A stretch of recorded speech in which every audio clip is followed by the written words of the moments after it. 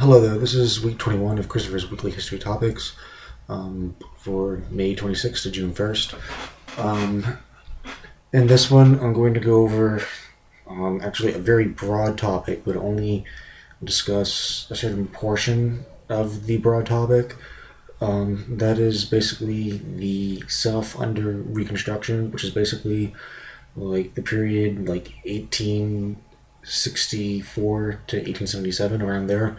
I'm just going to go over, there's like some odd years in Reconstruction. I'm only going to go over the main important factors of Reconstruction. I'm not going to pinpoint every single factor between 1863 and 1877 because it would just be too much.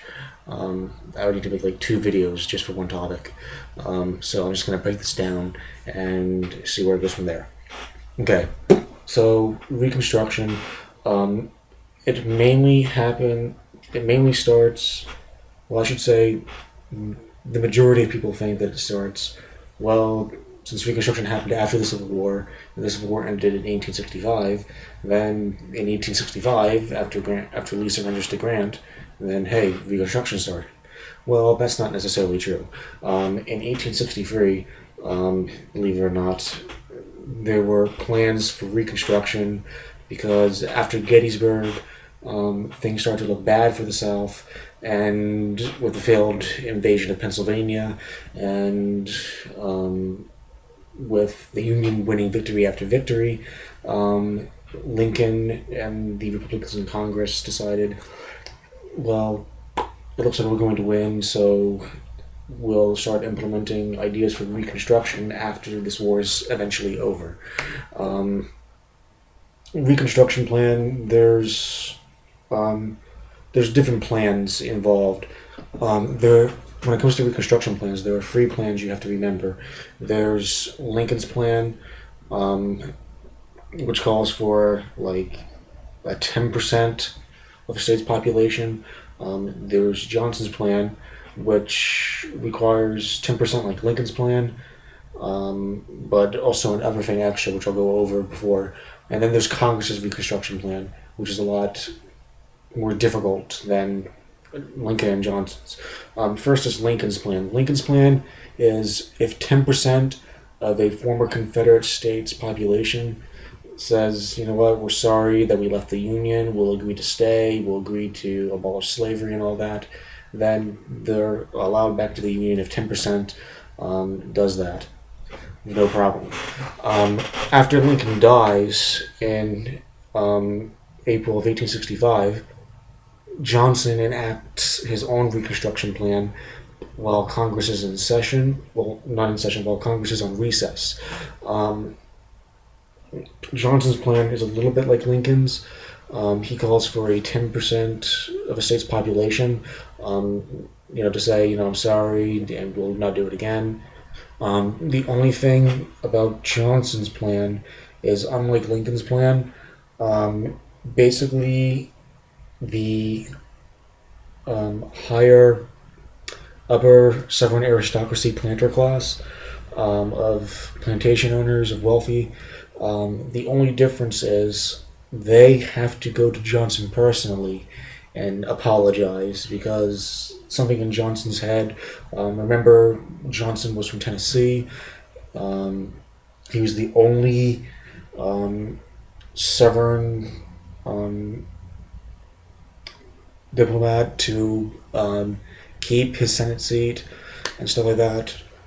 He hated the planter class, so he went on easy for the little guy, but with the 10%.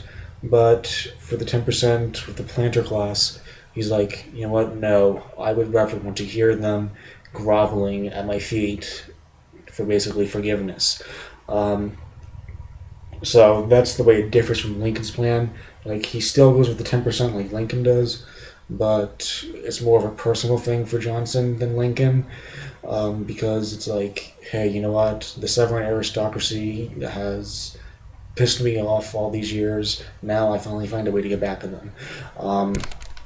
Anyway, Congress's plan, the radical Republicans in Congress, though, they don't like either Lincoln or Johnson's plan. They think 10% is not enough. They're like, whoa, whoa, whoa, wait a minute. We just had this 4-year war and it was bloody, and you're just going to let states back in with just 10%? No way that's going to fly. Radical Republicans like Thaddeus Stevens, Pennsylvania, and all of them, they're like, no, we don't want this 10%. We are willing to agree that if 50% of the state's population apologizes and gives their grievances from the war, then we will personally acknowledge them back as a state.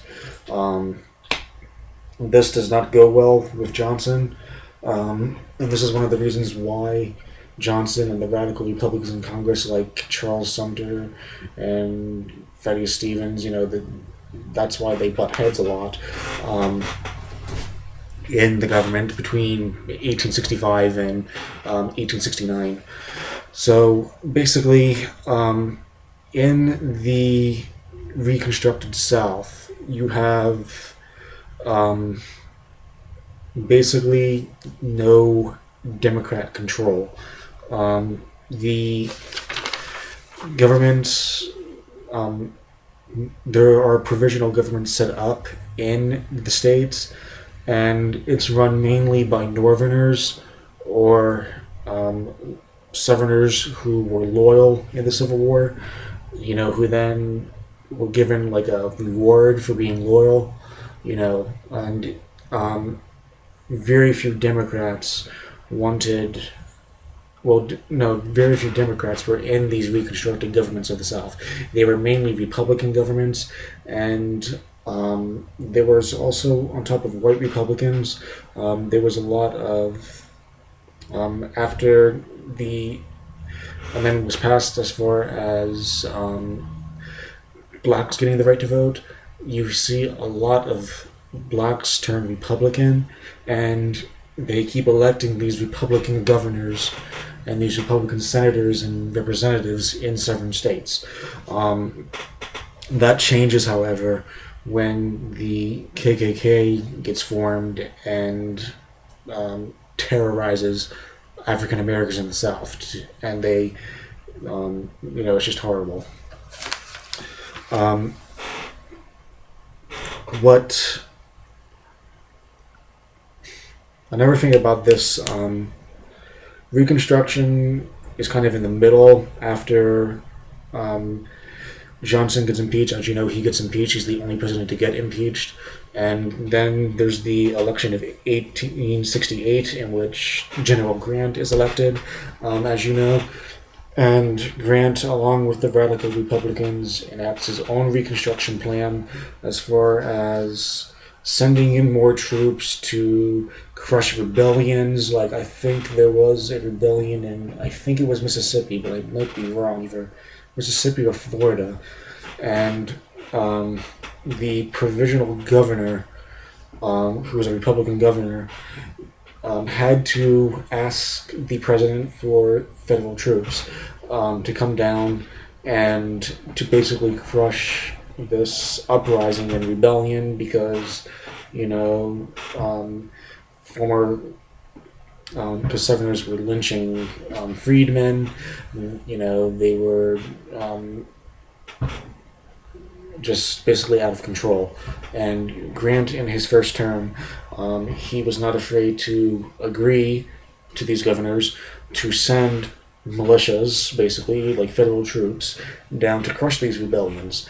If, say the provisional governor of Tennessee called, and he's like, hey, Grant, there's a rebellion here, like the Klan is, messing up trouble, you need to help us. And he's like, okay, we'll help you, and we'll send troops down. The only problem with Grant is, after he was reelected in 1872, there was a lot of scandals that corrupt his administration. So in like 1873, 74, around there, when one governor had this really bad protest and uprising in the state that really needed support of like federal troops, he asked Grant, and because of all the scandals and because of Grant's name being synonymous with corruption, Grant denied federal aid, and basically tons of African Americans were slaughtered or lynched, and it was horrible. After, even though Grant is re-elected president in like 1872, and then the scandals go on, and also the Klan. Oddly enough, though, even though with the scandals, Grant crushes the Klan, believe it or not, and you don't see the rise of the Klan anymore that much until like the early 1900s, around there. So anyway, to end this video, because I'm going on 11 minutes right now, to end this video, after Grant's second term, you have the election of 1876. Now, why is that important? Well, because it was the most upset election in American history, basically. And I think, to be quite honest, my view of it is the most corrupt. In 1876, you have two candidates. You have the Republican Rutherford B. Hayes, and you have the Democrat Samuel Tilden. Now, the popular vote, Tilden wins the popular vote, and Hayes, he does a good on the popular vote, but not as much as Tilden. When the votes, the electoral votes, that is, are carried out, Hayes has 184, Tilden has 184, and it's a tie. A commission of like 12, I think like 6 Democrats and 6 Republicans and 1 independent are basically formed, and basically behind closed doors, the Democrats, especially the Southern Democrats, they agreed to give Rutherford B. Hayes the presidency if once Hayes becomes president in 1877, all the federal troops are gone, all the Republican-controlled governors go back to Democrat, and the South basically runs their own, basically. And this is known as the Compromise of 1877. Like, basically, we'll scratch your back if you scratch ours. This was like maybe like the most corrupt deal in history, but it's also the most interesting, believe it or not. And shortly after the period of Reconstruction ends, you see Democrats get more and more control of the South. You see, like, the black codes, like Jim Crow laws get established, and, you know, the South starts to go into, like, a downfall, basically. So anyway, that's basically it. This was mainly focusing, like I said before, on, like, Reconstruction as far as the South. So that's it.